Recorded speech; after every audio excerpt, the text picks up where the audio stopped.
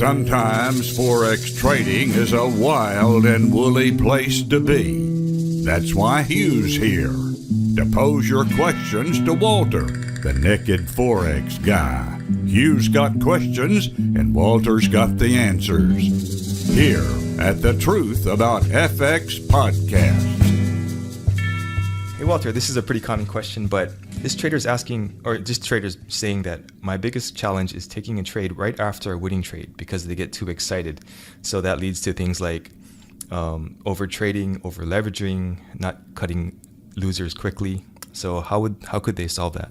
Right. Yeah, that's a great question. So there's a couple of things you can do. One of the really clever things I've seen is that one of my friends who was managing money, his team didn't really know what percentage they were taking. So he had this platform programmed in China, and essentially what they did was they hid from the traders what they were trading, how much they were trading, like how much risk was on the position. So they would just see the pips, so they were trading it like a game, trying to make more pips. Well, what was interesting was they found they would run a 10 moving average and a 20 moving average of essentially their trading results. And I'll post a video in the show notes so you guys can see how this works, because it's really kind of a cool idea. So what you do is, or what they would do is they would stop trading a lot of money. They wouldn't give them much to trade once their 10 moving average crossed their 20. So they were kind of like running like a moving crossover system on the trader. and you can do this yourself. Yeah, I think it's cool. I'll show you guys how to do it, like with a spreadsheet in the video, in the show notes. But what's kind of cool about it is it's almost like you're trying to anticipate a draw or an overconfidence period. So I think that's kind of an interesting idea that you might also look at, like build in some breaks, or you could use the moving average crossover. So when you see your performance crossover, you basically go to demo or reduce your position size greatly.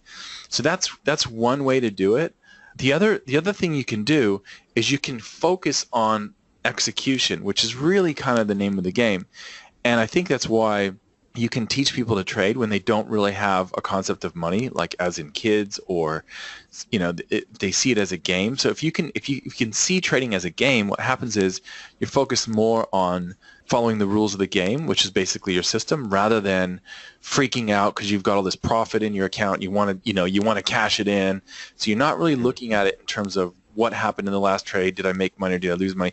You're looking at it in terms of, am I following the rules of my system? So you can set up reward systems based on that. And that's really, really good tip. If anyone's listening thinking that sounds remotely interesting, it's a really good path to go down. A lot of traders have used and leveraged off of this idea to find consistency. So it's another thing that I would look at. But yeah, so those are basically a couple, 3 ideas there. One is to build in breaks.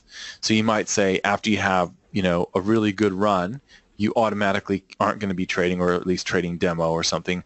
2 is you could use the moving average crossover thing. And 3, you could turn it into a game where you're really kind of rewarding yourself for trading your system correctly, and not whether or not you're in a drawdown or in a great win streak or anything. You're just kind of paying out on execution, basically, which is a really great way to trade. But those are the 3 things I can come up with. I don't know. Do you have any other ideas?